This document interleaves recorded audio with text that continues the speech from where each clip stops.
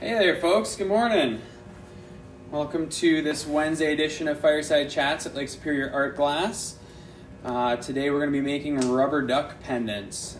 This is something that I came up with a few years ago when the world's largest rubber ducky came to Duluth for the Tall Ships Festival. And wanted to find a way to kind of commemorate that and just have a cool souvenir that we could offer. So we do make tall ship pendants, by the way, as well, but the rubber ducks are pretty cute. So we'll be showing you how I make those today. As always, we have our clearance items up on the website, massive discounts on those. Today we're releasing our new sale item. We're going to do our glass straws. They're Pyrex or borosilicate, so super durable. And this week we're going to be doing buy 4, get 1 free. They're $8 a piece, so if you buy 4 of them, we'll throw in a free one for you. So that is this week's deal. I think that'll be going live this afternoon, sometime afternoon. And we have our Artist Relief Fund fundraiser going on. $5 of every local image pendant purchased in the month of April. $5 of that goes towards the Artist Relief Fund of Minnesota, so we can give back to other artists who also need support in this time. So those are our 3 big things going on right now. Thanks to everyone who supported us in the last sale. All those online orders are super awesome. We really, really appreciate it. And big shout out to the city of Duluth too for offering the 1200 program to help get more funding for local small businesses. I really give them a big hats off to putting that together and being able to step up in this time to support their small businesses, which are crucial to our community. So thanks to them. Thanks to all you for watching, and I think we'll get started here. As always, if you guys have questions, comments, post them. I'll try to keep an eye open for them and answer as I go.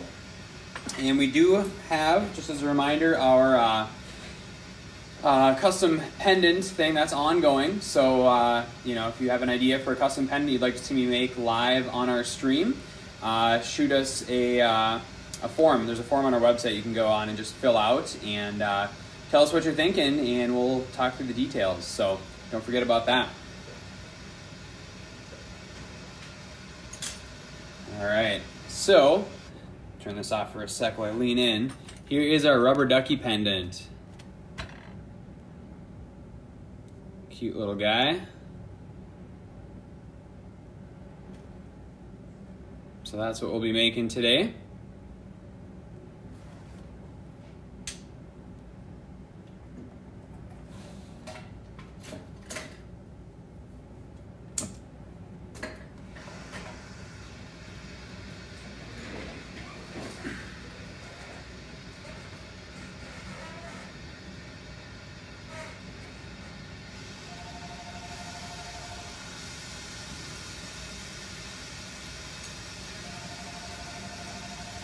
All right, so we'll start out with some yellow here. Let's get the white balance figured out.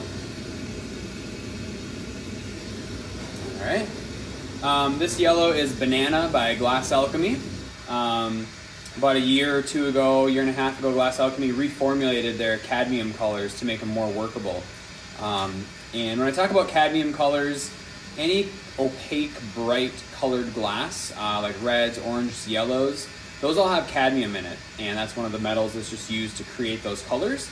But cadmium has a much lower boiling temperature than a lot of the other metals used to create colored glass. So these colors end up being really sensitive, and they're harder to work. So in the past, when I started blowing glass in 2003, I wouldn't touch cadmium colors because I would boil them and they would bubble and just look textured and look like crap, and I was just like, oh, nope, not touching those things. And so they've really come a long way since I started, but they're still sensitive. So a couple pointers on working cadmiums. You want to make a very oxidizing flame to the point where you're cooling the flame. So right now I've got a really nice neutral flame, and I'm gonna add some oxygen to actually start cooling it. And you guys can see the difference in my flame there from a neutral to an oxidizing. You can hear it too. So you don't want it crazy hissing and like really, really loud, but you want a good like of oxygen flowing through. The other thing that's going to help is working further out in the flame. You'll have to work a little slower, but those are the two biggest tricks to working cadmium colors is a cooler flame with plenty of oxygen and working further out in the flame. So that's the deal there.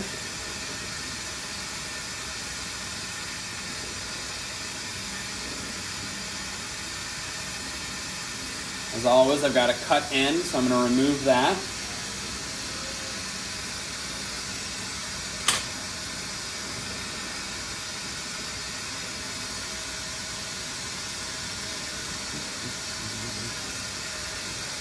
Get my smoothie going here. We finally lost a blade in our blender.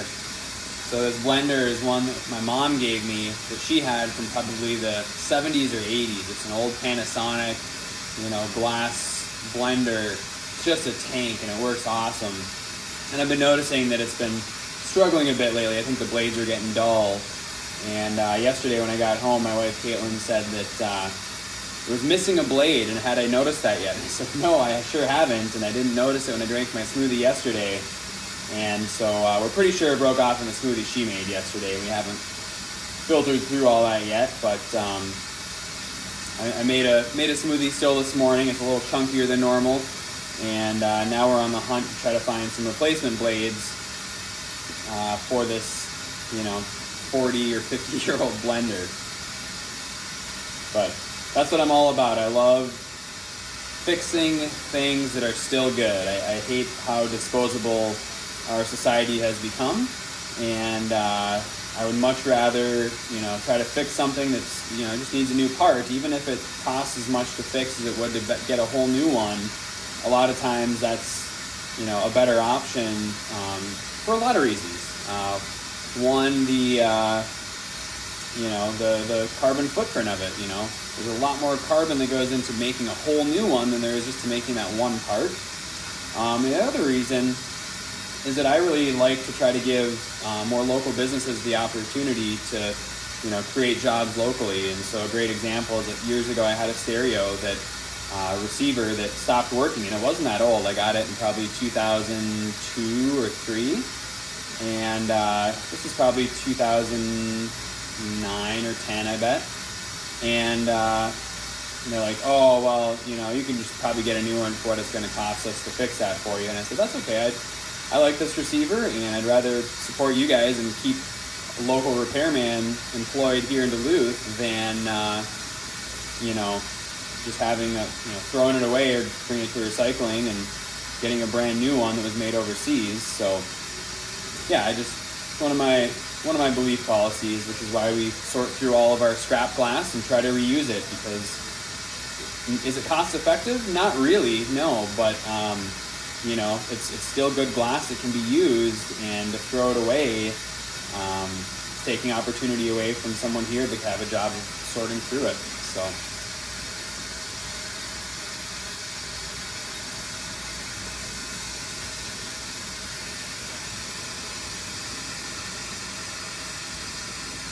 And asked if it was yellow or lime green. This is yellow.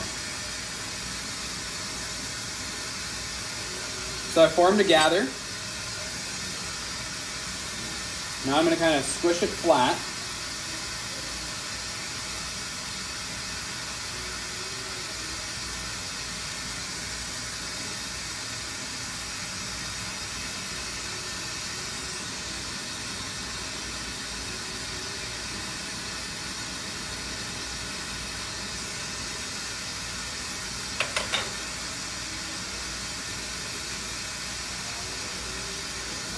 Alright, so I kind of flattened the bottom out there. Now I'll stick a punty on there.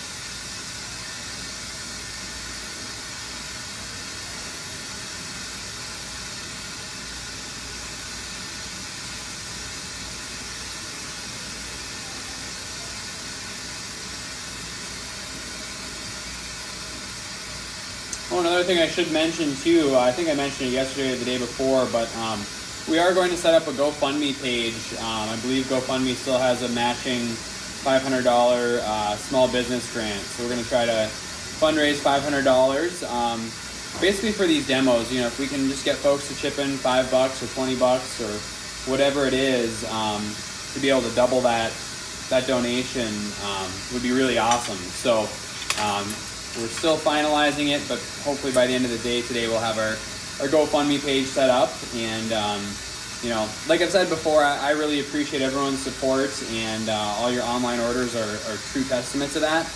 And we would much rather have you purchase something from us where you get something tangible.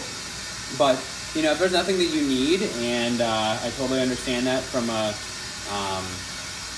you know, the standpoint of just, you know, not wanting to collect a bunch of things that we don't need, you know, throw us $5, $20, $40, whatever it is that you can afford and think it's worth for your enjoyment to watch these demos.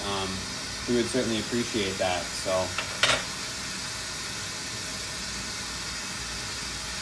I personally don't like to just come out and ask for money. That's why I've haven't done it yet, and why I've encouraged folks just to make online purchases. But we have received a couple of donations just for folks that are really appreciative of these demos. Is something to tune in and check out every day. And we just wanted to make that an option, and if we can double your donation, all the better.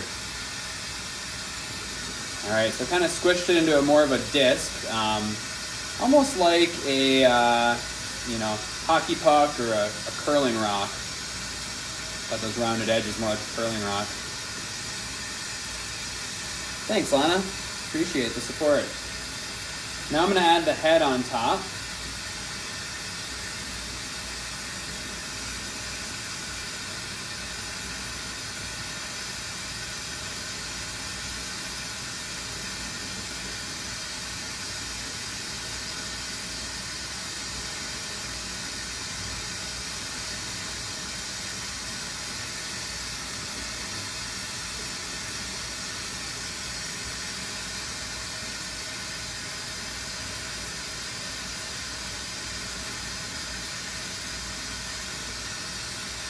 They're just pretty blobby and random looking right now.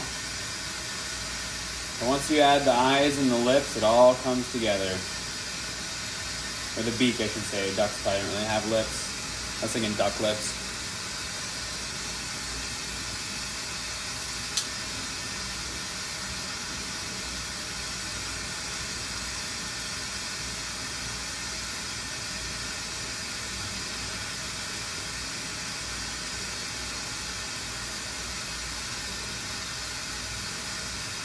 For being so simple, these do take a little while again, just because that color is so sensitive. Just got to work it a little slower and cooler. Give things time.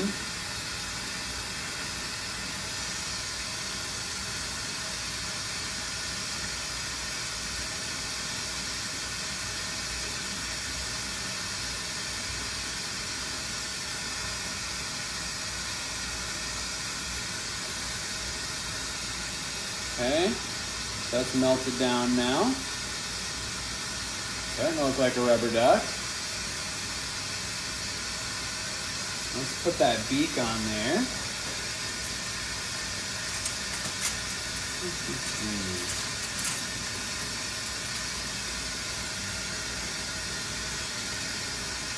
I gotta go find the right orange here. I don't have the right one at my bench at the moment, so just give me a second here.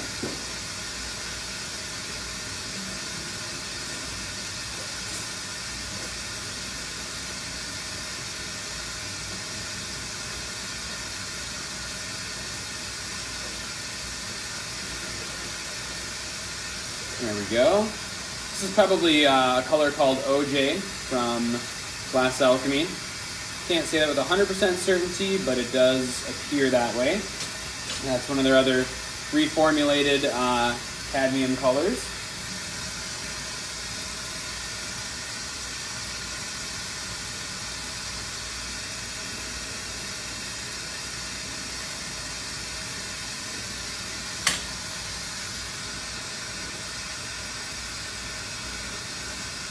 Going to add a little line on the face here for the beak.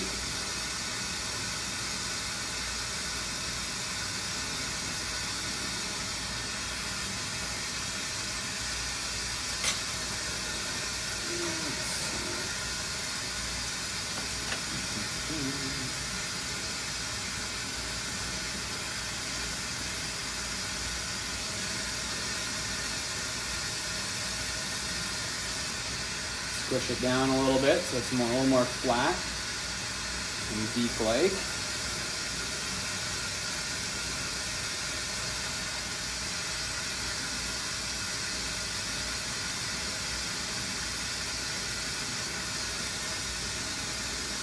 You can see his little beak right there.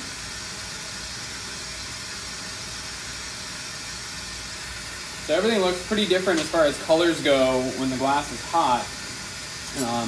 I always describe those cadmium colors as glowing one shade darker. So yellow glows more orange, orange glows more red, and then red glows more brown. I don't know how well you guys can see that, but it's looking pretty, almost brownish, you know, deep red, orangish brown right now. So that is why. The mailman is here. We'll see if Amber can get that.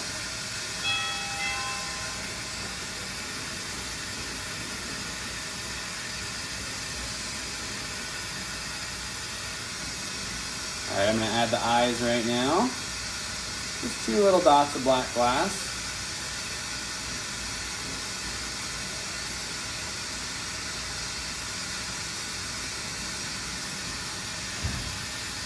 There we go.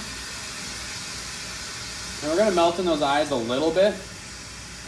We don't want them sticking out too far like googly eyes. We also don't want them melted flush either, otherwise they don't look quite real.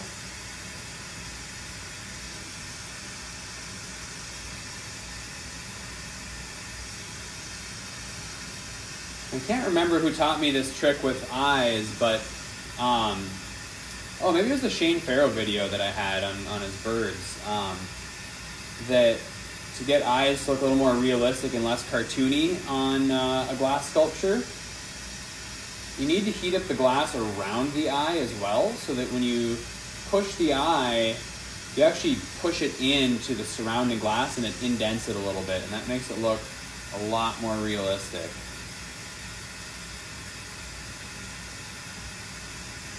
So on this small of a scale, it's definitely a little hard to do, but it still does work. My knife is cooling the black glass for the eye as it touches it, but the yellow glass for the head behind it is not being touched, so therefore it stays a little hotter and I can indent that eyeball a little bit. So I don't know if you guys will be able to tell the difference between the 2 eyes. So the eyes on the left side is indented and the eye on the right side is not yet. Whoa, Lester's watching from the Philippines. That's awesome. Welcome. Thanks for tuning in.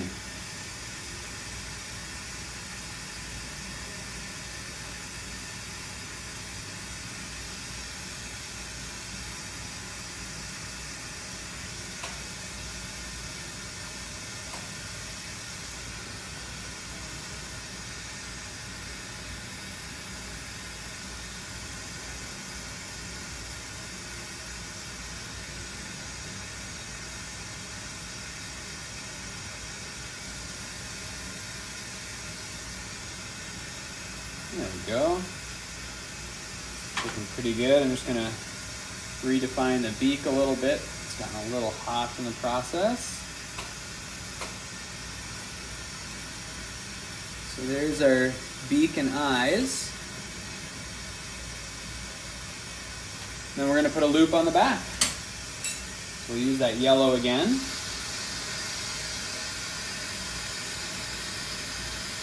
If you watched my loop video yesterday, I'm going to be putting that into practice. Here again, I don't switch my puntee before I put a loop on. That's just one step that I've learned to cut out of every pendant that I make for the most part. Just helps things go faster. Doesn't mean that it's easier to do this way. When you're learning, it's much easier to switch your puntee to the opposite side you want the loop. But once you learn it, then it's, you know, just as easy as making a loop on axis. So putting a loop right in his little behind here.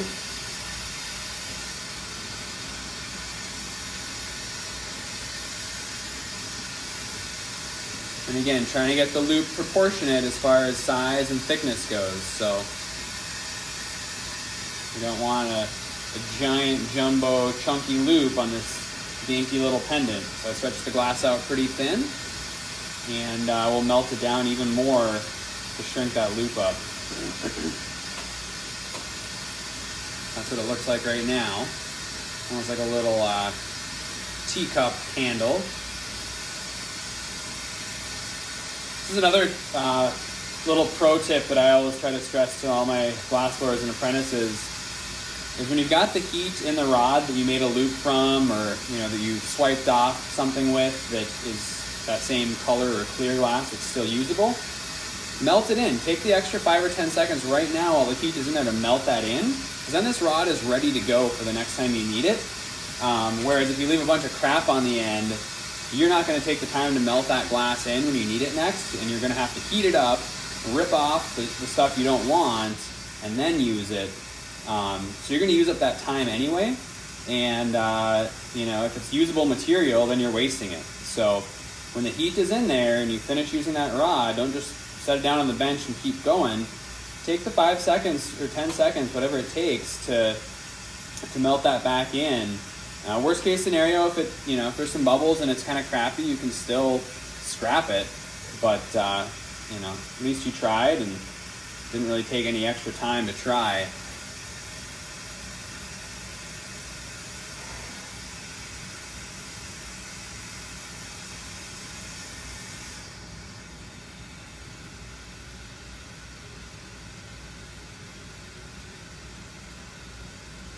As a glassblower, it's super important that you're always analyzing your processes. Glass is a very reactive medium, and if something's not going right and not turning out the way you want it to, you need to keep doing that process and pinpoint the time and the step where things are not, that's causing it to not go right. And so you can really improve your production rate and quality by doing that, is by analyzing your process. And that's really what I've done with everything that I've made in all these videos that I've been posting during quarantine. These are all things that I've made hundreds or thousands of, and refined that process to the point where I can make them, almost perfectly the first time in a really pretty efficient amount of time. If you go into every project just winging it, you're going to end up with subpar results, and good chance it's going to take you longer as well. So, all right. So there's our little loop. Levi asked, what torch do I use? This is a Cobra by Glass Torch Technologies. And apparently, so I got this from an artist out in the Portland area who's kind of a sculpture fine artist. What's his name? I think it's on here. Todd Martin. And he got it to make big marbles to put into his sculptures. So he's not like a full-time glassblower, and I think he decided to go a different direction and sold it. But what he told me is that this torch was originally made for Robert Mickelson, and for some reason Mickelson didn't want it. I don't know why. Maybe it was bigger than what he wanted at the time. I don't know exactly what year this torch is from. I'm sure the guys over at GTT could probably tell me. I think it's from maybe 2007-ish, give or take a few years. That's just my guess. Maybe it was earlier. But kind of cool to know that it was made for one of America's best flame workers, even though he didn't want it or ever get it. So there is our finished rubber duck. Looks pretty reddish brown right now, but I assure you that'll go back to yellow and the beak will be orange. So now it goes into the kiln so it can stabilize in temperature and then cool slowly overnight.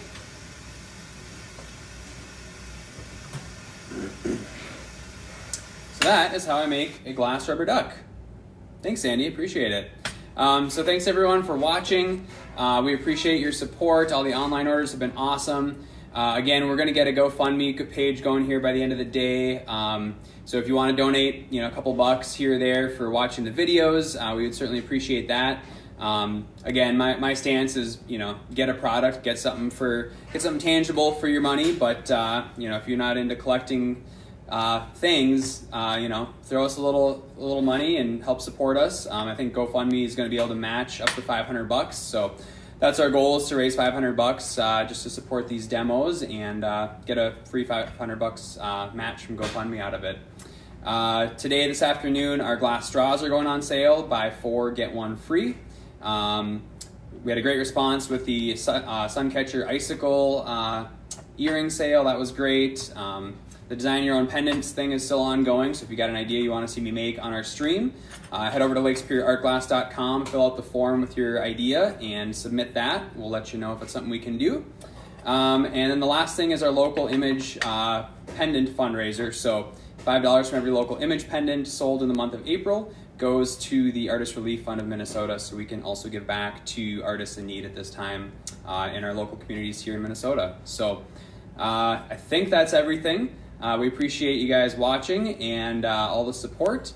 And yeah, hope everyone's staying safe, being healthy, staying active, get outside, do some stuff.